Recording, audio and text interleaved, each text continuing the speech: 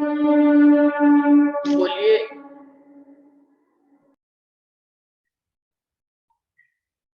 बोलिए श्री प्राणनाथ प्यारे की जय। बोलिए श्री सद्गुरु महाराज की जय। सर्व सुंदर साथ की जय।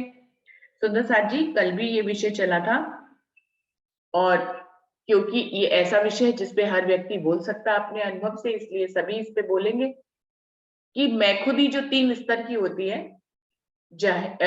स्थूल, सूक्ष्म, कारण और महाकारण, ये 4 तरह की जो मैं खुदी होती है, इस हर तरह की मैं खुदी को हटाने के लिए रूह को या जीव को क्या प्रयास करना चाहिए, वो क्या करे कि ये मैं खुदी हटे। मैं खुदी तो समझ में आ रही है कि हमारे एक जो है स्थूल शरीर की मैं खुदी होती है, सूक्ष्म हमारे जीव की मैं खुदी होती है, कारण मतलब जो है हमारा जो महाविष्णु से कारण बना है, वहां जिसने स्वयं एक मैं खुदी ली और इस ब्रह्मांड को बनाया, तो वहां के स्तर पे एक मैं खुदी चलती है, इसीलिए पूरे ब्रह्मांड में मैं खुदी है।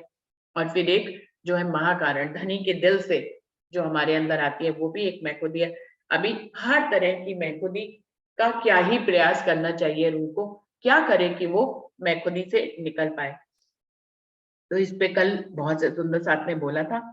अभी आज, अच्छा विजया दीदी तो चली गई, बबीता जी आपसे शुरुआत करना चाहूंगी। बबीता जी आप बताएं।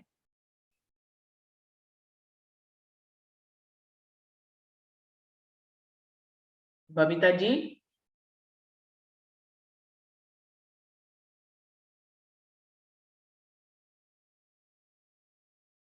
लगता है बबीता जी तक मेरी आवाज ही नहीं पहुंच रही है। ममता दीदी, आपने कल बताया था कुछ इसके बारे में, प्रणाम जी। नहीं जी। तो आज बताइए फिर इसके बारे में अपने शब्दों में, कैसे हटाएं बताइए। कैसे वर्णन करूं? कैसे वर्णन करूं? धनी जैसे करवाए वैसे करिए। जी। प्रणाम जी, सब सुंदर साथ के चरणों में शाश्वत प्रणाम जी। जी प्रणाम। राजी महाराज जी की जो मैं है, वह सभी तरह से शब्दातीत है। उसका वर्णन एक मुख से करना बड़ा मुश्किल है। मैंने तो बस एक बार देखी है। जब हम अपनी मैं लेते हैं तो कोई काम नहीं बनता। हम्म, जो जीव की मैं है। हम्म, जब हम उसकी मैं लेते हैं तो कोई काम नहीं रहता। उल्टा सारे काम हल्के फुल्के हो जाते हैं। जब ये जीव की मैं लेते हैं तो उल्टा क्रोध, अहंकार, वहम, संशय सब पैदा करते हैं और इसमें फंसते ही फंसते जाते हैं। प्रणाम जी। प्रणाम जी। ममता जी प्रणाम जी। बहुत कम शब्दों में आपने बताया। बबीता बबीता दीदी आप आ गए हो, आपको तक मेरी आवाज पहुंच रही है, आप वर्णन करोगे? बबीता त्यागी जी।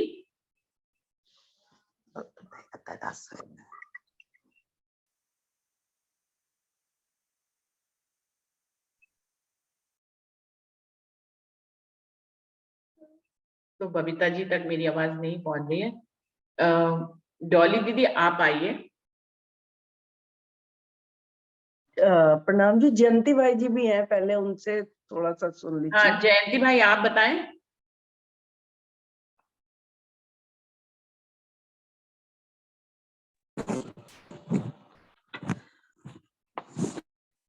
प्रणाम जी सभी सुंदर प्रणाम साथियों जी। को। प्रणाम जी। एक मिनट। मैंने कल तो बताया था, लेकिन आज मैं और बताऊंगा कि जो करते कराते हैं वो तो धनी जी हैं, उसके सिवा तो कुछ है ही नहीं। और ये जो अभी चर्चा हुई उसमें सब क्लियर ही कर दिया कि जब हम अपनी मैं लेते हैं तो ये ये दुबई में है, मतलब माया की में है, तो वो तो वहां तक पहुंचती नहीं है। तो कौन सी में लेनी चाहिए जो जो सारे काम सही ढंग से सही तरीके से, या धनी जी तक अपनी बात भी पहुंचे। वैसे शब्दातीत तो है, फिर भी दिल से दिल तक का तार जुड़ा हुआ है, तो अपनी बात वैसे पहुंच ही जाती है। तो राज्य की मैं लेके चले तो सारे काम सही हो जाते हैं। और अपनी मैं लेके क्यों गुनहगारी करे, मतलब देने देने वाले जो उपजाते हैं उपजाने वाले वही है, देने वाले वही है। तो फिर अपने पर क्यों लेना चाहिए कि ये काम नहीं हो रहा है, ये काम। और ये माया के काम है तो उसमें तो राज्य ने बोला है कि वो तो सदा सद सुख के दाता है।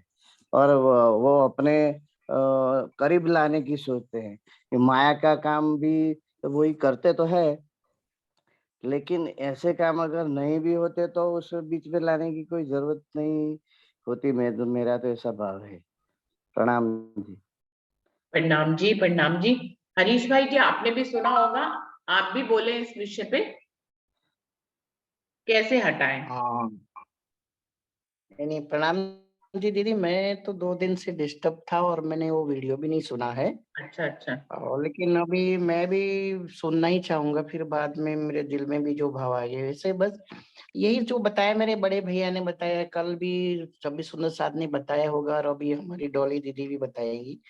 मैं खुद ही मतलब ये क्या है कि जो हमारी नजर है, जैसे जिस प्रकार हम कहीं बाहर गए हैं, हमने ताला लगा के हमारा घर के ताला लगा करके कहीं बाहर गए हम, तो जब आने के बाद हम ताला खोलते हैं, लेकिन जब हमारी नजर इधर उधर होगी तो ताला खुलेगा नहीं, क्योंकि हमें ताला को देख के ही वो चाबी डालनी पड़ेगी, तब जाके ताला खोलेगा। तो जो हमारी तारतम कुंजी है, तारतम कुंजी जब तक हमारी मैं खुद ही हम यहाँ की में है, ये जब ताला खोल देगा, ये इधर उधर देखते तो हमारी मतलब खुल जाएगा ताला, ऐसे करके चाबी डालते हैं। लेकिन ये जो तारतम कुंजी है, तारतम कुंजी के बगैर ये जो मैं हमारी है वैसे ये जो राज्य करने करा वाले मेरे धनी धाम धनी है, और सो जो भी कार्य होता है, क्योंकि द्वैत की भूमि में तो ये सब ये हम हाँ यहाँ खेल देखने के लिए आए हैं, द्वैत की भूमि है तो यहाँ पर तो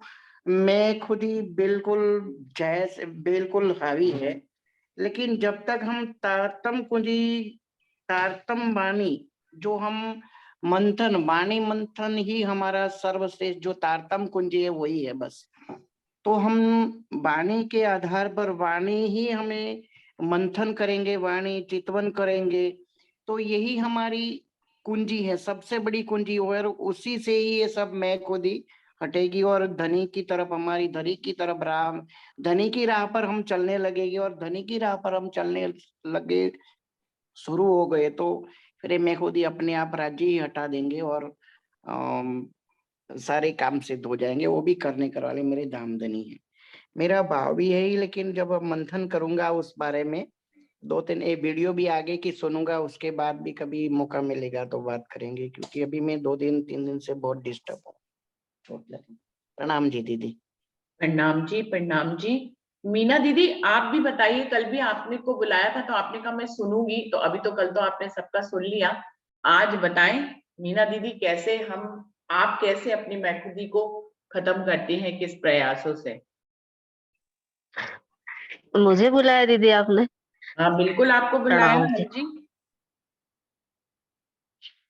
दीदी। मैं तो कल मेरे क्लास में भी आई और फिर भी मैंने वीडियो सुना आपका। ज्यादा मुझे सिलेबस समझ में आने में थोड़ी देरी लगती है। वो शर्मिंदगी या संकुल, वो राज्य के ही हाथ में, वो हमें किस तरह से हमारी मैं खुद ही हटाते हैं वो। लेकिन मेरा तो मैं देखूं तो दीदी, मैं जब तक मैं चलती थी, जब तक मैं खुद ही लेके चलती थी, तब तक मैं कुछ नहीं कर पाई। रांची ने सब कुछ छीन लिया, सब कुछ ले लिया। मैं गुस्सा भी हो गई कि अब मुझे कुछ नहीं करना है। फिर मैंने सब छोड़ दिया, सब उनके छोड़ दिया, तो आज सब कुछ सही चल रहा है। तो अपनी जीविका में खुद ही से कुछ नहीं होता है, सब राज्य की में खुद ही आती है, तो सब कुछ राज्य संकुल कर देते हैं। प्रणाम जी। कैसे आप गुस्सा हो गई थी, ये वाला प्रसंग बताइए हम लोग को, सुंदर सा जी को, कैसे आप धनी से गुस्सा हो गई, फिर मेल मिलाप हुआ आपका धनी से, कैसे हुआ, कैसे आप गुस्सा हो गई थी, किन बातों पे गुस्सा हो गई थी।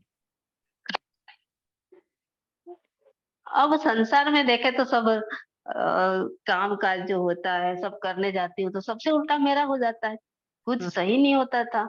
तो मैं सोचा कि ये हो क्या रहा है मेरे साथ, इतना दुख, इतनी परेशानी, झंझट, पता नहीं क्या क्या आ गया। फिर मैंने छोड़ दिया सब, फिर रांची पे सब छोड़ दिया। अब धनी मैं तुम्हारी, बस जो करो। तो अब तो सब कुछ अनुकूल चलता है, कोई दिक्कत नहीं, कोई परेशानी नहीं है। तो राज्य की मैं लेने से कोई परेशानी नहीं आती है। और राज्य तभी साथ साथ रहते हैं कि जब हम हमारी मैं छोड़ के राज्य की मैं ले लेते हैं, तभी धनी हमारे साथ चलते हैं और हमें अनुभव भी होता है और सब काम सही भी होता है। इत भी धन धन करते हैं, उत भी धन धन करते हैं। प्रणाम जी। प्रणाम जी, प्रणाम जी। और कोई सुंदर साथ जी इस विषय पे बोलना चाहेंगे? चंचल धमीजा जी या के नाम से मंजू दीदी या कोई भी और सुंदर साथ जिसका नाम नहीं भी लिया हो, वो सुंदर साथ जी हम चाहेंगे कि आप आए और अपने अनुभव के बारे में हमें बताएं। कोई और सुंदर साथ आना चाहेंगे? वर्षा, आप कुछ कहना चाह रहे हैं? प्रणाम जी दीदी, प्रणाम। प्रणाम जी सभी सुंदर साथी को मेरे प्रेम प्रणाम जी। दीदी जैसे आज ये मांगने के ऊपर प्रकरण चल रहा था ना खिलवत का, उसके संबंध में मुझे एक बात याद आई। जैसे कभी कभी ना हम राज्य से संसार की कोई चीज मांगते हैं और वो राज्य एकदम से पूरी कर देते हैं, तो उसके बाद हमें खुद ही मतलब एहसास होता है कि अपने ऊपर शर्म आती है, गुस्सा भी आता है कि हमने ये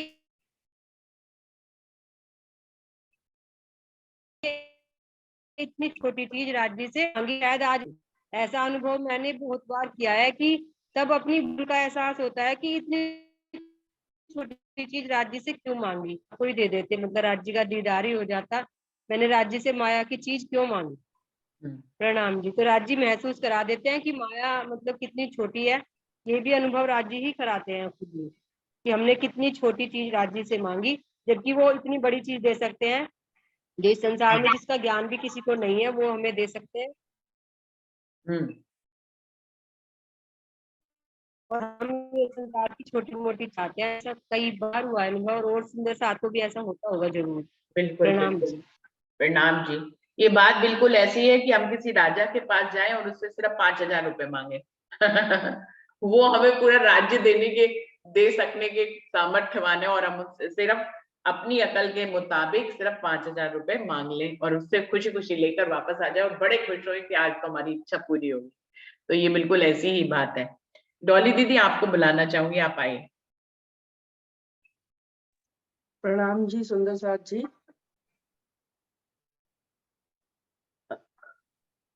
ज्यों जानो त्यों रखो धनी तुम्हारी मैं, ये कहने भी में भी ना आवही, अब क्या कहूँ तुमसे।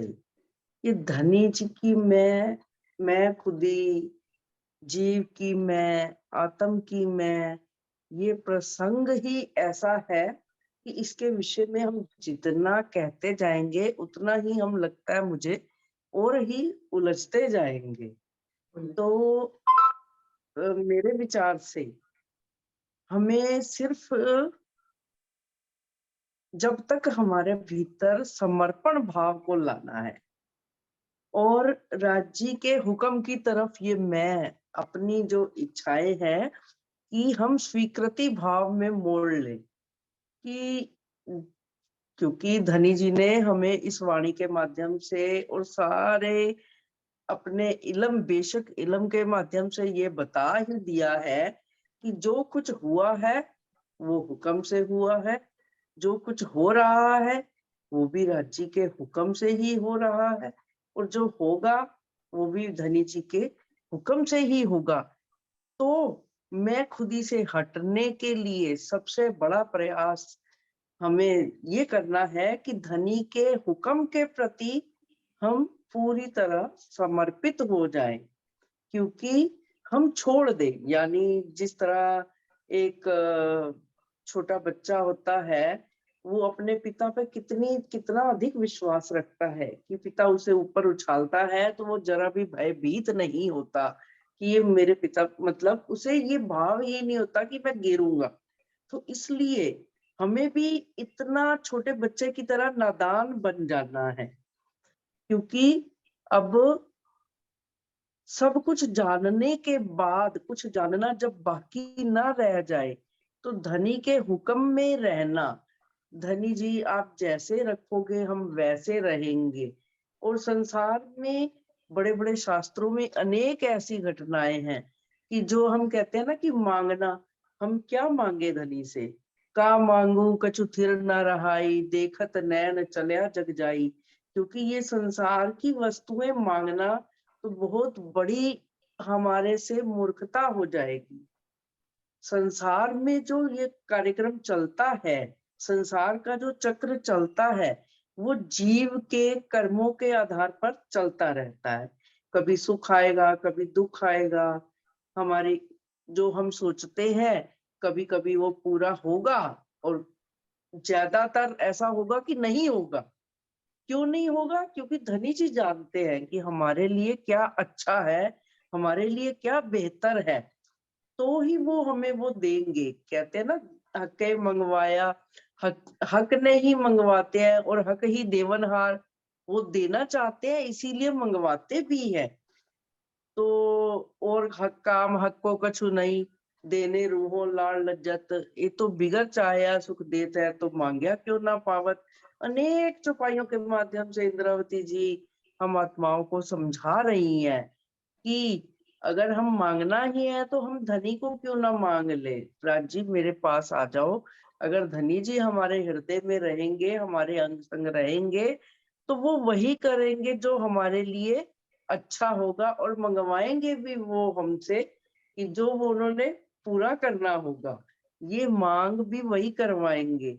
तो मैं खुद ही को छोड़ने का सबसे बड़ा यही मेरे को तो आधार नजर आता है कि हम धनी के हुक्म को मान ले, शिरोधार्य कर ले, कुछ भी और इधर उधर विचार ना करें, विचार शून्य हो जाए कि धनी जो करेंगे हमारे लिए वो अच्छा ही होगा। यानी यही धनी की मैं को लेना, मेरे को तो यही समझ में आता है कि धनी के हुक्म को मान ले, अर्थात हमने धनी की मैं को मान लिया। धनी जी की मैं क्या है? धनी जी का हुक्म, धनी जी के दिल में उपजी हुई इच्छाएं, वो धनी की मैं। तो जब यदि हम हुक्म के, क्योंकि जब हम जानते ही हैं कि सारा संसार ही हुक्म से चल रहा है, हम एक श्वास भी, जैसे कहते हैं ना, एक श्वास लेना भी हुक्म के बिना नहीं होता, तो फिर बाकी तो कुछ रहा ही नहीं, तो हम क्या मांगे। ये संसार में भी सारे धर्मशास्त्र यही कहते हैं कि जैसे एक मुझे एक महाभारत की एक छोटी सी कथा याद आ रही है कि महाभारत के युद्ध से पहले अर्जुन श्री कृष्ण के पास जाते हैं। पहले तो दुर्योधन पहुंचते हैं, तो वो उनके श्री कृष्ण जो है वो शैया सेज्या पे विश्राम कर रहे होते हैं, तो वो उनके सिर की तरफ जाके बैठ जाते हैं और उधर से कुछ समय पश्चात अर्जुन भी पहुंच जाते हैं, वो उनके चरणों की तरफ बैठ जाते हैं जाके। तो श्री कृष्ण की जब नेत्र खुलते हैं तो उनकी दृष्टि अर्जुन पे जाती है, तो वो अर्जुन से पूछते हैं, लेकिन दुर्योधन कहते हैं पहले तो मैं आया हूँ। तो दूसरी बात, इस दृश्य से ये भी बता रहे हैं कि यदि हमें किसी से कुछ मांगना है तो उनके चरणों में जाकर बैठना चाहिए। तो धनी जी के चरण कमलों का हम जब ध्यान करेंगे तो उनसे कुछ मांगेंगे। अब दूसरा क्या घटना इसी समय घटित हुई कि दुर्योधन को पहले कहा कि चलो आप पहले आए हो, आप ही मांग लो। तो उन्होंने उनकी जो श्री कृष्ण की जो सेना थी, 18 अक्षौहिणी सेना, बहुत विशाल सेना थी श्री कृष्ण की, दुर्योधन ने वही मांग ली। और अर्जुन से कहा जब मांगने को, उन्होंने कहा कि आप मेरे सारथी बन जाओ, आप जैसे चलाओगे मैं वैसे चलता रहूंगा, आपकी हर आज्ञा मानूंगा। तो सारथी जो होगा वो रथ को जिधर ले जाएगा तो उधर ही चलेगा ना। तो इस प्रसंग से यही पता चला कि जब हम स्वयं को सर्वशक्तिमान सर्व सामर्थ्यवान अपने धनी जी के चरणों में समर्पित कर देंगे, तो धनी हमारे जीवन को स्वतः ही, हमारे जीवन रूपी रथ को, जीवन रूपी गाड़ी को सही दिशा में ही ले जाएंगे। मुख्य भाव मैं खुद ही छोड़ने का यही है कि सब कुछ छोड़कर एक धनी की शरण में, धनी जी के हुक्म को मानना, धनी जी की महिमा को जानना, हर समय बस धनी के गुणगान में हम लगे रहे। कुछ भी और विचार ना करें कि जब, क्योंकि अब सब कुछ बता दिया है, और क्या विचार, सिर्फ यही करना है कि मैं कुछ भी नहीं हूँ, जो कुछ है वो मेरे धाम धनी ही है। इसीलिए वो जैसे हमें रखें, जैसे हमें उठाएं, जैसे हमें बिठाएं, जिस हालात में रखे वो हमें स्वीकार है। तो ये धनी जी को मैं को छोड़ना, धनी के हुक्म को मानना, यही हुआ सुंदर साची। इन्हीं शब्दों के साथ मैं आप सबके चरणों में प्रणाम करती हूँ। प्रणाम जी। प्रणाम जी डॉली दीदी ने बहुत अच्छे ढंग से बताया है। और सुंदर सा चंपा बहन ने ज्वाइन किया है। चंपा बहन, आप बताएंगे कुछ इस विषय पे? प्रणाम जी। प्रणाम जी। मैं तो सब सुंदर सा मुखार इनके सुनना चाहती हूँ। सुनना चाहते हैं? हम लोग भी आपका दर्शन करने वीडियो खोलिए, आपको प्रणाम करें। प्रणाम जी। प्रणाम जी। प्रणाम जी। प्रणाम जी। प्रणाम जी। प्रणाम जी सुंदर सर जी। प्रणाम जी। प्रणाम। तो चंपा बहन, आपने इस विषय को कल सुना था क्या, कि मैं खुदी कितने तरह की होती है और इस मैं खुदी को खत्म करने के लिए हमें क्या प्रयास करना चाहिए? कुछ इस विषय के बारे में आपने सुना था कल? ना, हमारे 2 दिवस थे, राजन स्वामी शिविर थी तो वहां थी मैं। अच्छा, राजन स्वामी जी आए हुए हैं? हाँ, सूरत में। अच्छा अच्छा, हाँ तो फिर वहीं पे बिजी होंगे। ठीक है। वैसे मैं खुदी को आप अगर पहचानती हैं और इस विषय में कुछ बोलना चाहती हो तो जरूर से बोलें।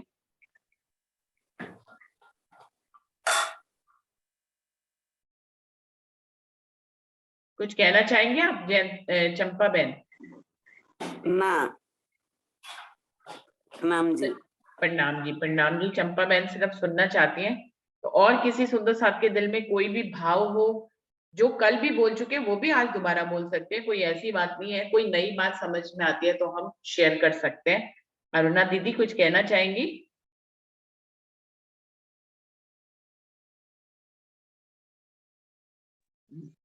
प्रणाम जी। प्रणाम जी। बस प्रणाम ही करना चाहूंगी। अभी एक मांगत वाली बात आई है कि बिन मांगे ही देते हैं, तो मांगने बाद क्यों नहीं देंगे। लेकिन एक दिन ये भी बात आई थी कि बहुत बार ऐसा भी होता है, सुंदर साथ सब अगर बोले तो, कि अपन कई बार कुछ भी, अब तो खैर बहुत पुरानी बातें हो गई, बहुत मांग ही लेते थे। अब तो ये बहुत समझ आई गई कि कुछ नहीं मांगना चाहिए, पर बहुत बार मांग पूरी नहीं भी होती। तो इसकी भी क्या वजह हो सकती, कोई बताना चाहे तो बताइए, आप ही बताइए। ये तो आज प्रकरण में ही इंद्रावती जी ने कहा है कि मेरे दिल में ये मैं खुद ही होती है, जो ये हमारे दिल में ये उग जाती है कि अगर सब कुछ करने कराने वाले उपजाने वाले धनी है तो फिर मांगा हुआ क्यों नहीं देते। मंगवाया हुआ हमसे मंगवाते भी हैं और फिर देते भी नहीं है। फिर देते तो नहीं अभी है, हाँ, आया ऐसा आज होता से है ना। है। मतलब ऐसा भी होता है ना, मतलब मांगने पर नहीं भी मिलता, ऐसा भी हाँ होता है हाँ, ना। बिल्कुल होता है, बिल्कुल होता है। हक क्यों, वो कह रही यही तो मैं खुद ही है जो बीच में मुझे गुनहगार बनाती है कि हक मांग्या है। तो क्यों दिल ऐसा आवत जो हक मांग्या ना देवत। हक मांगा हुआ हमसे खुद ही मंगवाते हैं और फिर पूरा नहीं करते, तो मेरे दिल में ये वाली बात भी आ जाती है, जैसे अरुणा दीदी के दिल में आ गई ना। मैंने कहा ना, हर चौपाई किसी ना किसी के दिल का हाल है। तो ऐसे ही वो इंद्रावती जी कह रही है कि धनी खुद ही मंगवाते हैं और फिर मेरे दिल में ये बात आ जाती है कि हक मांगा हुआ क्यों नहीं देते। बिल्कुल इसीलिए नहीं देते ना कि शायद वो हमारे लिए बेहतर नहीं होता होगा। बिल्कुल, ये भी समझते हैं, ये भी समझते हैं, सही बात है, बिल्कुल सही। बिल्कुल बिल्कुल सही नहीं, कहा फिर आपने। हमारे लिए बेहतर नहीं होता तो फिर उपजाते क्यों हुए मंगवाने के लिए? वो तो वही खेल दिखा रहे हैं ना कि इसीलिए दुनिया की चीजें भी मंगवा लेते हैं ना, कि देखें, क्योंकि हंसी हासिल का तो खेल करनी है। है ना। तो वो धनी तो हंसी के लिए ही बैठे हैं ना। हाँ। और हम मांगते क्या है वो भी तो देखना पड़ेगा ना। अगर हम ऐसी चीज मांगते हैं तो वो देने वाले हैं तो वहीं की बात देंगे और क्या देंगे। हम कहाँ और धन मांगते हैं की जयंती नेमत भाई? देंगे, हम कहाँ शरीर का मांगते सुख हैं? देंगे। हम कहाँ मांगते? हाँ। धनी मंगवाते हैं तो हम मांग लेते हैं। बस लाल लड़ाते हैं राजी, बस हाँ, मंगवाते ये सारी बात है, ये लाड के रूप है। कभी मंगवा लिया, कभी खुद दे दिया, उसको पूरा कर दिया, कभी मंगवाया लेकिन दिया नहीं। तो द्वैत की दुनिया है, दो बातें तो चलेंगी, मंगवाएंगे तो सही है वो। किसके फोन से बहुत डिस्टर्बेंस आ रही है सुंदर साथ जी? बबीता जी आप कुछ कहना चाह रहे हैं? प्रणाम जी। प्रणाम जी, आपको पहले बहुत बुलाया, आप आए नहीं। वो कभी कभी हम कोई चीज मांगते हैं और परमात्मा हमें नहीं देते, तो वो देखते हैं कि मैं इन्हें ये चीज नहीं दे रहा जो ये मांग रहे, तो ये मेरे पास टिकते हैं नहीं टिकते हैं, कहीं और तो नहीं चाहते मांगने के लिए और किसी और से मिल कि मेरे पर विश्वास करते हैं नहीं करते हैं, और जो हमारे हित में होता है वही हमें देते हैं। जैसे कोई माँ है, बच्चा कोई गलत चीज मांगता है तो नहीं देती, और जो इसके हित में होती है वो देती है। तो ऐसे ही परमात्मा जो हमारे हित में होता है, हमारे लिए अच्छा होता है, वही देते हैं। जो हमारे लिए सही नहीं होता है, हमें गलत राह पर ले जा रहा, और वो चीज हम मांग लें तो वो हमें थोड़ा ही देंगे। वही तो समझ में यही लगता है कि बबीता जी ने बहुत सटीक जवाब दिया है। बात आती है ना कि मंगवाते खुद ही हैं, और गलत चीज मान लीजिए मंगवा ली खुद धनी ने अपने हुक्म से, और फिर हमें दी भी नहीं, तो उसके पीछे ये भी कारण छुपा रहता है जो बबीता जी के दिल से बात आई है कि हमसे गलत चीज मंगवाते हैं, माना कि वो खुद ही मंगवाते हैं, फिर हमें देते नहीं। उसका कारण ये है कि वो हमारी परीक्षा लेते हैं कि हम मांगने कहीं और तो नहीं चले गए फिर। मतलब परीक्षा की, जब ना मंगवाया भी धनी नहीं और फिर नहीं दिया, तो रूह की परीक्षा हो जाती है कि जब मैं नहीं देता तब भी वो मेरे तक टिकी रहती है या कहीं और चली जाती है। जब देते हैं तब तो टिकी रहती है हर रूह धनी में, और जब नहीं देते तब भी वो टिकी रहती है या नहीं टिकी रहती। इसीलिए कई चीजें मंगवाई जाती हैं लेकिन दी नहीं जाती है, पूरी नहीं की जाती है। तो मुझे ये उत्तर बहुत अच्छा लगा सुंदर साथ जी। अर्ना दीदी शायद अच्छा लगा हो ये वाली बात, नहीं? बिल्कुल बहुत अच्छा लगा। और बाग नहीं जाते, हम कहीं नहीं जाते, क्योंकि हमें पता है अगर ये नहीं दे सकते तो कोई नहीं दे सकता। ये गारंटी 100% है मेरे पास। हाँ, जब धनी खुद मंगवा के नहीं दे रहे तो कोई और क्या ही देगा। बिल्कुल सही। जब धनी खुद ही मंगवाकर खुद पूरी नहीं कर रहे हैं तो उसमें कोई राज है? तो किसी और कहीं और जाने की जरूरत ही नहीं, कोई और तो कुछ दे ही नहीं पाएगा, उसको तो पता ही नहीं कि क्यों मंगवाई है ये वाली चीज। बिल्कुल सही है, बहुत अच्छा उत्तर बबीता जी ने दिया। कुछ और सुंदर साथ कुछ और कहना चाहें तो 10 मिनट अभी पूरे हैं।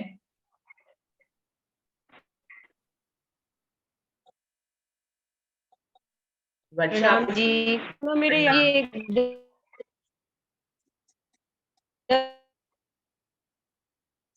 आवाज नहीं आ रही वर्षा आपकी। जब अशोक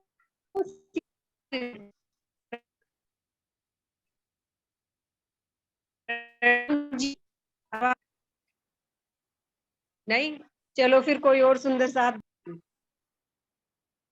हाँ वर्षा, आपकी बिल्कुल आवाज नहीं आ रही। आप गाते हो तब तो ठीक आती है, पता नहीं क्यों आज नहीं आ रही आपकी आवाज। प्रणाम जी, आ रही है दीदी? हाँ अब थोड़ी सी आई है। हाँ जी।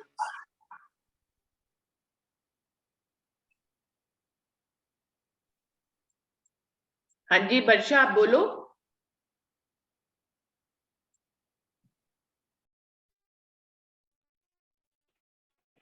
एक प्रसंग ना, हनुमान जी ऊपर पे बैठे होते हैं, तो वे सोचते हैं कि भाई ये सीता जी को मार देगा, तो हनुमान जी सोचते हैं कि मैं भाग के फटाफट रावण का हाथ पकड़ लूं ना, ये सीता जी को मार देगा।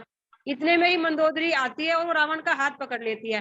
तब हनुमान जी को ये एहसास होता है कि नहीं, मैं कुछ नहीं कर सकता, प्रभु ने तो पहले ही हर चीज का इंतजाम कर रखा है। उन्होंने रावण की पत्नी के हाथ से ही सीता जी की रक्षा करवा दी।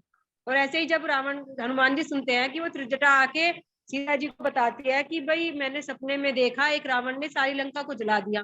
अब हनुमान जी सोचते हैं कि भाई मैं तो राम का सेवक हूँ, उनका भक्त हूँ, उनकी मर्जी के बिना या उनकी आज्ञा के बिना मैं कुछ भी नहीं करता।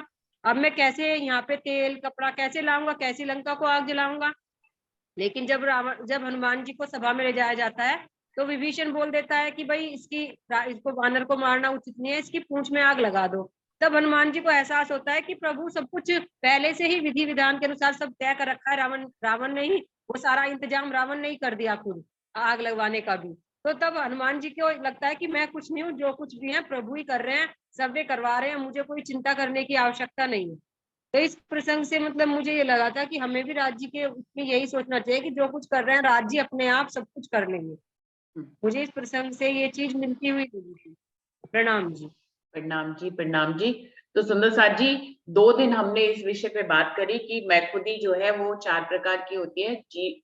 स्थूल होती है शरीर के स्तर की, सूक्ष्म होती है जीव के स्तर की, कारण होती है महाविष्णु के स्तर की, और महाकारण जो है वो राज्य के दिल के से जो मैखुदी आती है। तो सुंदर साथ जी, बात हो रही थी कि हर तरह की मैखुदी को हटाने के लिए हमें क्या प्रयास करना चाहिए। सभी सुंदर साथ जी ने बहुत अच्छे से बताया भी, लेकिन मुझे लगता है जो इसमें बात एक क्लियर करनी है, इसमें सिर्फ 3 मैखुदी को हटाना है सुंदर साथ जी, चौथी मैखुदी को नहीं हटाना है। स्थूल, सूक्ष्म और कारण तक की मैखुदी को हटाना है, और जो महाकारण, जो धनी के दिल से मैखुदी आ रही है, उस मैखुदी को नहीं हटाना है। उस तक तो हमें पहुंचना है सुंदर साथ जी, चौथी मैखुदी तक हमें पहुंचना है 3 मैखुदियों को पार करके। तो इसके लिए क्या प्रयास करेंगे? जीव स्तर पे और शारीरिक स्तर पे, जीव स्तर पे और कारण स्तर पे हम इसमें क्या ही प्रयास कर सकते हैं। तो जो हमें ये ज्ञान मिला है, जो सभी सुंदर साथ ने कहा कि तारतम्य ज्ञान की कुंजी के बिना जो है इन 3 मैखुदियों को पार नहीं किया जा सकता है। तो हमें तारतम्य ज्ञान का सहारा लेना पड़ेगा। पहली जो एक पॉइंट मुझे सबके मंथन से समझ में आया। दूसरा ये, हमें सतगुरु का साथ लेना पड़ेगा, क्योंकि इस ज्ञान को समझाने के लिए भी, इस ज्ञान की कुंजी को भी खोलने के लिए हमें सतगुरु की जरूरत रहती है।